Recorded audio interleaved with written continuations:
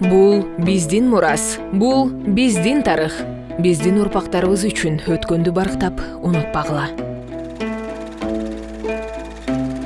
2016 жыл.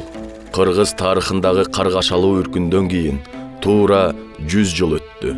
Үркүндү эскерүүгө арналган мамлекеттик деңгээлдеги иш-чаралар Борбор Азия өлкөлөрүнүн ичинде Кыргызстанда гана өткөрүлдү. Ата-бабалардын арбагына Куран окутулуп, жалпы улуттук эскерүү жараяны өттү. Ошондой эле көптөгөн илимий конференциялар, жолугушуулар жана башка коомдук маанидеги иш-чаралар жүргүзүлдү. Туура бир кылым мурун падышалык бийликтин оторчул колониялык саясатына каршы көтөрүлгөн элдик толкундоолор Россиялык Түркстанды солгундатып баштаган. Ага Николай II жергиликтүү калкты аскердик тыл иштерине милдеттүү түрдө тартуу жөнүндөгү буйругу себеп болгон. Толкундоолор күчөп отуруп көтөрүлүшкө айланган. Козголоңду басуу үчүн империялык бийлик жергиликтүү элдүү аеосуз жазалоо чараларын кабыл алган. Каргашанын негизги чордону Жети суу, Ысык көл, Нарын жана Чүй болгондуктан жазалоочу топтор ушул чөлкөмдөгү элди ырайымсыз кырышкан. Мындан тышкары, бүткүл Түркстан боюнча да ар кайсы улуттагы 100 миңдеген адамдар 16 жылдын курмандыгы болушкан. Күнөөсүз элдин канын төгүү Россиянын өзүндө да коомчулуктун, калктын кыжырдануусун жараткан. Депутат Керенскийдин мамлекеттик думада бул окуялардын келип чыгышы жана кесепеттери жөнүндө жасаган доклады коомдун алдыңкы күчтөрүн бириктирип, падышачылыкты кулатуунун негизги себептеринин бири болгон.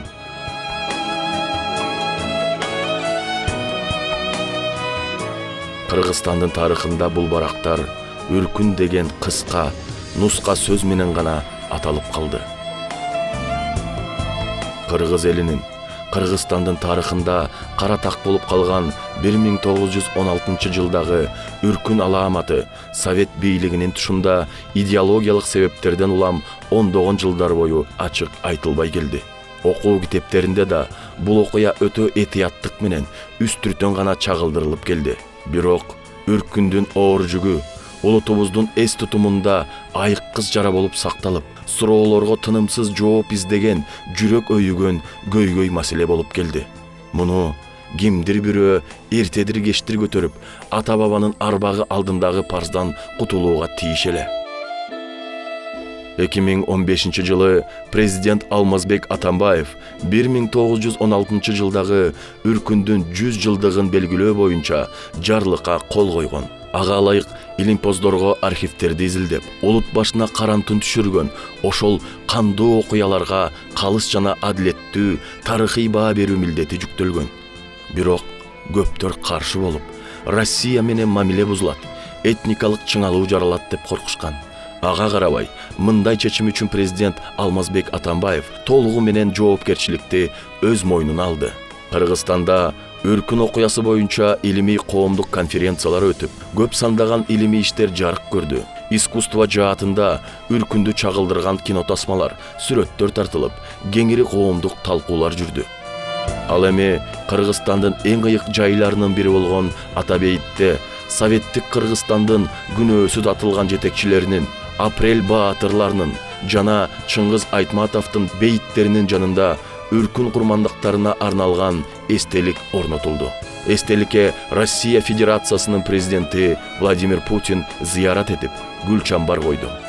Эки президенттин мына ушундай биргелешкен эрки менен үркүн курмандыктарына урмат көрсөтүлүп, Кыргызстан менен Россиянын жалпы тарыхындагы эң оор барак биротоло жабылды. Эң башкысы, Кыргыз эли алаамат каргашадан курман болгон ата-бабаларын эскерди. Аткарылган ыйык парыз элдин жүрөгүндөгү оор жүктү жеңилдетип, адамдардын жан дүйнөсүн тынчтандырды жана өксүктөн арылтты. Кыргызстан үркүндүн 100 жылдыгын кеңири улуттук деңгээлде белгилеген Борбор Азиядагы жападан жалгыз өлкө болду. Калгандары бул кадамга барган жок. Бир жылдан кийин 2017 жылдын ноябрында Алмазбек Атамбаев бийликти тынч жол менен кийинки президентке өткөрүп берди. бир нече ай бою анын аты катаал жана негизсиз сынга алынып, тарапташтары куугунтукка алынат. Мен жасаган иштердин бардыгы эл үчүн жана элге калат. Алмазбек Атамбаев.